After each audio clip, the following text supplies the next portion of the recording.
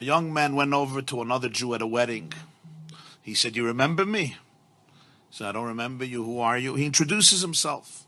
He says, "Ah, you were my student. Third grade. You were my student. Yeah? Wow, I haven't seen you in so many years. How is your life? What are you involved in?" He says, "I'm a teacher." He says, "Wow, just like me. What inspired you to become a teacher?" "What inspired me to become a teacher was you." He said, "How did I inspire you to become a teacher?" "I saw what an impact you had on me. I realized what an impact I can have on children. I decided to go into education." He said, "What type of impact did I have on you?" So he said, "I'll remind you, but I'm sure you remember the story.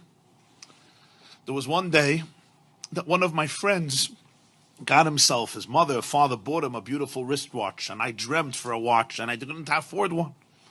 So I decided to steal his watch. He had it in his pocket. I took his watch, I stole it. He came into class, he saw somebody stole his watch.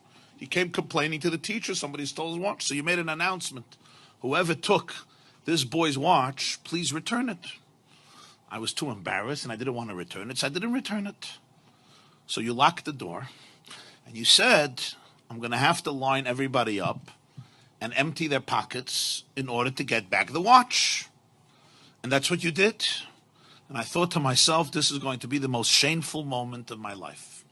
And then you said, "All boys line up at the wall, but I want everybody to have their eyes closed. Everybody's eyes must be closed." And you went from pocket to pocket, and everybody's eyes were closed. And then you came to my pocket, and you found the watch, and you took it out, and you went through everybody's pockets with everybody's eyes closed. And then you said, "Okay, everybody can open their eyes." You gave the watch back to its owner, and you never ever said a word to me throughout the entire year. You never mentioned the story. You never mentioned the episode. And when I thought to myself how you saved my dignity that day, instead of being stereotyped as a ganev, as a thief, as a shakran, as a liar, as a no-goodnik, as a despicable child, you really saved my soul. You saved my dignity. And you never mentioned a word, not only to anybody else, not only to the owner, but even to me. It happened, it's over. I understood the message. And when I looked at that, I saw it. I said, wow, this is what a teacher is. This is what a real educator is. This is what I want to do with my life. And therefore I went into education. The teacher is listening to him and he says, wow, that's amazing. That's really amazing. But he says, "But Rebbe, you don't remember the story?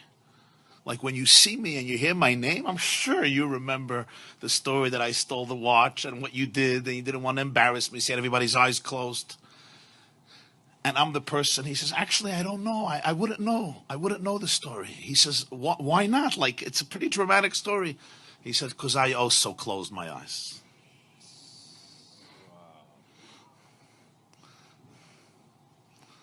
So I want to bless you and bless all of us that we should be able to be such leaders, such teachers, such parents, such educators, such mashpiyim, to be able to be there for people in this way.